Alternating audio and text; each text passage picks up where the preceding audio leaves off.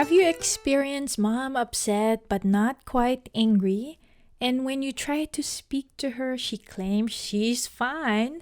And you give her more distance because you think that's what she needs. And she gets even more upset. And her upset feeling becomes lethal. Today we'll talk about the Pinoy love language of Tampo. What is it? And what to do before it gets lethal? Are Filipinos truly bilingual? We use the same language at home but speak in love languages foreign to each other, together but separated. Kamusta? I'm Rowan, licensed psychotherapist mom, immigrant twice, first generation Pinoy raising my mixed Filipino-American children in America. I found that after visiting 500 Filipino homes, I continue to be a student of the culture. In this podcast, we would be seatmates in this beautiful cultural classroom. And by the way, did I tell you I need my kapeng barako straight from Batangas before each class? If you're interested in learning the deep intricacies of the Filipino culture, especially as it merged with American culture, talks about trauma-informed care and deepening your Filipino relationships across generations, which includes my fave topic, Pinoy love languages, you're in the right place. By the way, if you're liking the content of this podcast, you'll surely enjoy my free webinar on Speak the Pinoy Love Language. It's free and it talks about how we are raised differently in Filipino household, makes sense how this clashes with the American way of communication, influencing the way we communicate and ultimately our relationship with ourselves and with each other. Check out the show notes. You can get instant access to this webinar. Hi everyone! Kamusta? Welcome to the Speak the Pinoy Love Language podcast, and this is your host, Rowan. Kamusta ka? I hope you're doing fantastic today. If you haven't listened to episode 9, I'd recommend that you start there first so you can get an understanding why we Filipinos express love in a certain way, aka Pinoy love languages. In this series of episodes, I will drop at least 5 common misunderstood Pinoy love languages, especially in our Filipino-American world. Today, we're going to be talking about Tampo. What is Tampo? Have you heard of it before? Now, let's define Tampo first. Tampo is when your feelings get hurt. It's not necessarily that you are angry with someone. You're not angry, but your feelings were hurt. Sometimes it could be because you were forgotten, you were made to feel not special. So let me give you a couple of examples. Okay, for let's say a husband and wife.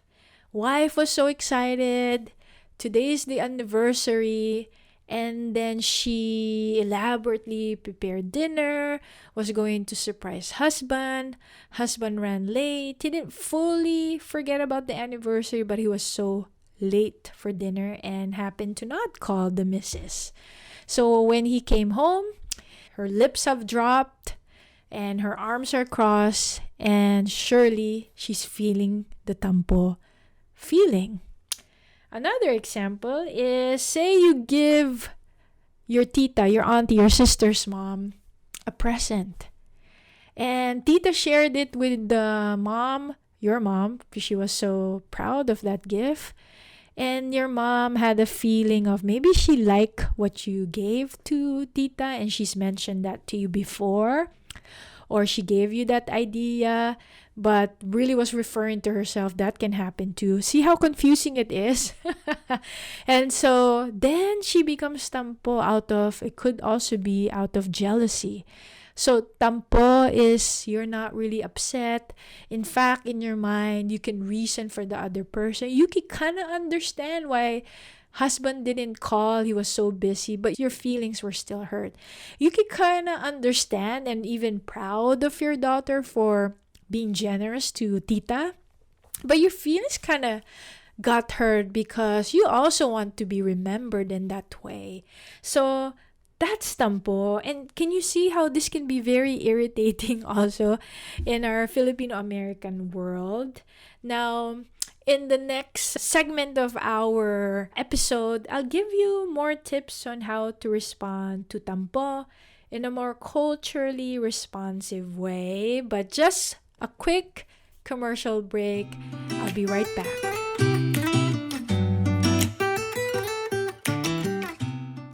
If you think someone else would benefit from listening to this podcast or specifically this episode, please share. Sharing is caring. Information is meant to be shared in communal spaces, especially those that are meant to connect and to encourage healing.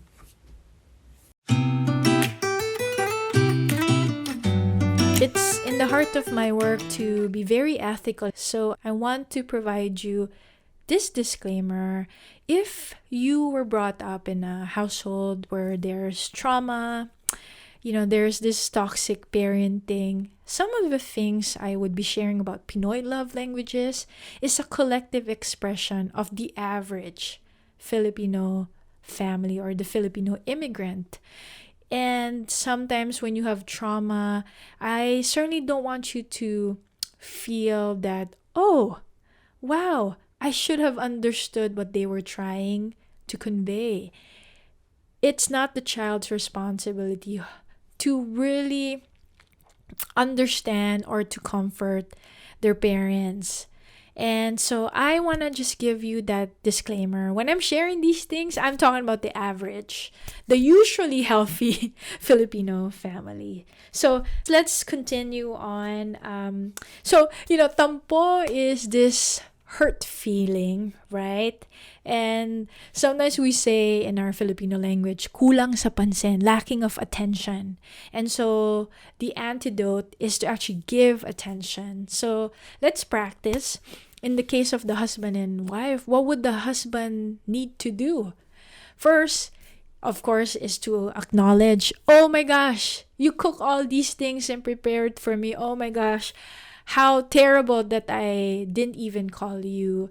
And so acknowledge, but also validate why the person is feeling that tampo. I would not blame you why you're so tampo with me. I know that's Taglish, but that's how we talk colloquially. I understand. I'm so sorry. What can I do to make you feel better? So just those 3 steps: acknowledge, validate, what can I do to make you feel better? So sometimes the tampo does not waver in its energy right away, and you will have to coax the person over and over again, especially in the case of a husband and wife. But it'll end. The more you do it, soon it's over and it'll be back to the usual normal disposition. In the case of the tita and mommy, certain tampo, as in jealousy, you can use humor. Oh, bakit gusto mo pala yon? I didn't know you wanted that. Ay, hayaan mo. If it's a bag, I'll give you a double the bag.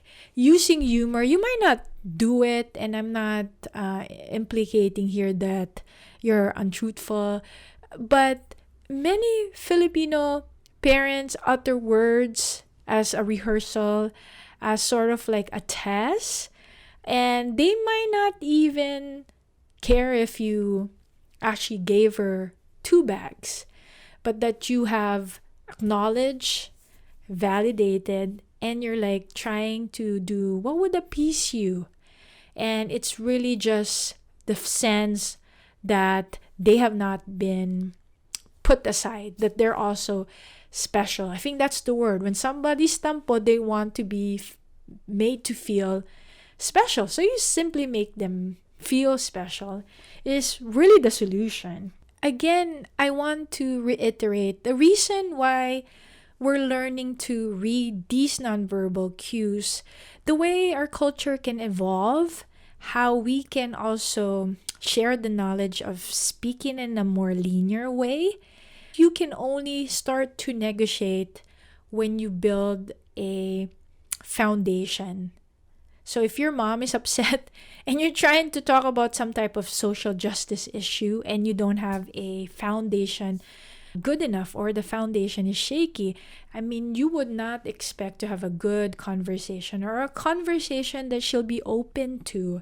So the way that we can really intersperse with changing the trajectory of how we communicate is building that foundation. Now, that's not only your role as a Filipino American, but indeed, when I see in my practice, it's the younger ones who actually ask for therapy and for family therapy, and they get to convince the parents or the elders in their household. That I find that really fascinating, and I appreciate the younger generation for doing that. I think indeed they're more malleable as far as like being open-minded and trying new things. But that's just not your role, especially when you do ask for support from a professional. We're trying to level out that playing field, if you will. And so the key to learning these Pinoy love languages is to actually be able to negotiate a better way of communicating expression. So I've shared this over and over again, but let's say in the case of Tampo, once you pacify wife, and let's say especially if the husband is not Filipino, you say, you know what, honey, I'm so sorry. I it's hard for me to read that Tampo. I see that you weren't really upset, but I hurt your feelings. Next time, I want to be able to read you better. Could you just give me a sign? And you can think of a sign. It could be like just tapping your head or something to say or to mean that you are having a tampo moment. So you don't even have to utter anything to your partner. So be creative. Do some type of funny dance. The husband would have to do that. Do a funny dance, and the wife could just nod if that means I'm tampo. You see what I'm saying? So you just be creative. Now, I want to remind you there's this free webinar, Speak the Pinoy Love Language. If you're really interested about starting your journey and learning the deep intricacies of the Filipino language, you get instant access. The link is in the show notes. But I just want to quickly recap. Tampo is not being angry. It's in the middle of upset and angry, somewhere where your feelings were simply hurt. And the key is to make the person feel special, because usually the reason is that they were made, consciously, intentionally or not, they felt they were less special. And so the antidote is just to make them feel special. And again, there is a way to negotiate a new way of communicating with each other. It's really learning each other's love languages. Thank you so much for listening, and I will be talking about in our next episodes different Pinoy love languages. Thank you so much for lending me your ear. Again, this has been Roanne. Sa uulitin, ingat!